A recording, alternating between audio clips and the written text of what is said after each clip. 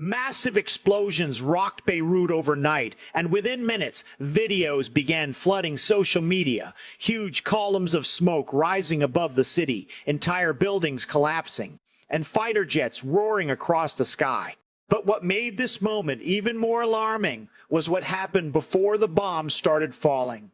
Hours earlier, the Israeli military issued a warning that stunned the entire region. Hundreds of thousands of civilians were told to leave their homes immediately. Entire neighborhoods were suddenly marked as military targets. Then the airstrikes began. Now analysts say these attacks could signal a dangerous new phase in the widening Middle East war, one that could draw Israel and Hezbollah into their largest confrontation in nearly 2 decades, and the consequences could be enormous. But the story behind these strikes actually started several hours earlier, with an evacuation order that few people expected. The Israeli military released a map showing large sections of southern Beirut and eastern Lebanon highlighted in red. Residents in those areas were told to evacuate immediately. The warning spread quickly across television broadcasts, social media, and messaging apps. For many people in Beirut, it was the first sign that something major was about to happen. The evacuation order covered a surprisingly large area. According to reports, roughly 8% of Lebanon's territory was included in the warning. That includes the southern suburbs of Beirut, one of the most densely populated urban areas in the country. Israel claimed Hezbollah was operating inside these neighborhoods and warned that military strikes were coming soon. Within hours, panic began to spread. Families packed their belongings into cars. Others rushed to gather documents, clothes, and anything they could carry. Highways leading north quickly filled with traffic. In some areas, cars were barely moving. Some residents didn't wait for transportation at all. They simply left on foot, hoping to get as far away from the targeted zones as possible. For many people in Beirut, the scenes were hauntingly familiar. They looked eerily similar to evacuations during previous conflicts between Israel and Hezbollah. But this time, the scale of the warning suggested something bigger might be coming. And as the deadline passed, the airstrikes began. Late that night, Israeli fighter jets launched a large wave of attacks across southern Beirut. The main target was an area known as Dahia. This district has long been considered the political and operational heart of Hezbollah. And the strikes were intense. Explosions lit up the skyline as multiple buildings were hit one after another. Some of the blasts were so powerful that they could be seen from miles away. Videos captured entire structures collapsing into clouds of dust and debris. According to Israeli military officials, dozens of Hezbollah-related targets were struck during the operation. Israel said the targets included command centers, weapons storage facilities, and underground infrastructure used by the group. Officials also claimed some buildings were being used as drone launch sites and intelligence hubs. But even with the evacuation warnings, the scale of the destruction immediately raised international concern. Because Dahi is not just a military zone, it is also home to thousands of civilians. And that's where the situation becomes much more complicated. But the real question many people began asking was this: why launch such a massive strike inside the Lebanese capital now? To understand that, we need to go back several days. Earlier in the week, Hezbollah launched a series of missile and drone attacks targeting Israeli military sites. The group claimed responsibility for several strikes against bases in northern Israel. Among the locations reportedly targeted were the Ramat David Air Base and several surveillance facilities used by the Israeli military. Hezbollah described the attacks as retaliation, specifically retaliation for recent military operations involving Iran. Those operations dramatically changed the strategic landscape across the region. Tensions between Israel and Iran had already been rising for months, but after those strikes, the conflict began spreading across multiple fronts.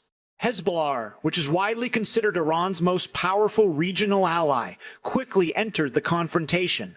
Missiles and drones began flying across borders, and Israel responded with airstrikes not only near the Lebanon border, but deep inside Lebanese territory. The strikes in Beirut were the clearest signal yet that Israel was prepared to escalate. By targeting Hezbollah inside the capital itself, Israel was sending a message. The message was simple: no location would be considered off-limits. But that message did not go unanswered. Shortly after the Israeli strikes, Hezbollah issued a warning of its own. The group urged residents in parts of northern Israel to evacuate. One of the towns specifically mentioned was Kiryat Shmona, located close to the Lebanon border. Hezbollah did not reveal exactly what actions might follow, but the implication was clear: further attacks could be coming. And that possibility has raised serious concern among Israeli defense planners, because Hezbollah possesses one of the largest non-state missile arsenals in the world. Some estimates suggest the group has tens of thousands of rockets and missiles, many of them capable of reaching deep into Israeli territory. In previous conflicts, Hezbollah has fired thousands of rockets during periods of escalation. As a result, Israel has already evacuated several communities near its northern border. The military has also increased air defenses and deployed additional troops to the area. But what makes the current situation particularly dangerous is the wider regional context. Because this confrontation between Israel and Hezbollah is unfolding during a much larger crisis. And this is where the situation becomes even more complicated. The conflict now stretching across Lebanon is closely connected to the growing tensions between Israel and Iran.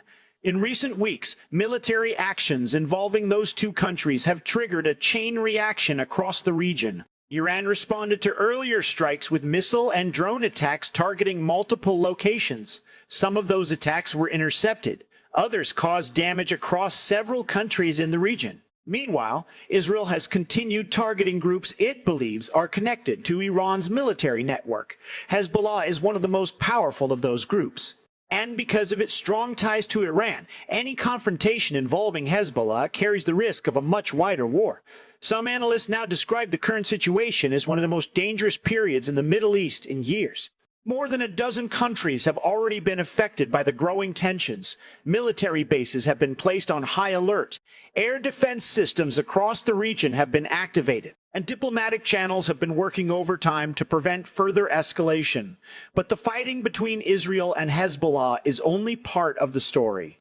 Inside Lebanon itself, the political situation is becoming increasingly tense, and that internal pressure could shape what happens next. Lebanon's government has long struggled to control Hezbollah's military activities. The group operates as both a political organization and a powerful armed force. But many Lebanese leaders say the country is being dragged into a conflict it cannot afford. Lebanon has already been dealing with a severe economic crisis. Inflation has surged, infrastructure is fragile, and many basic services are struggling to operate. Now the possibility of a major war with Israel threatens to push the country even deeper into instability.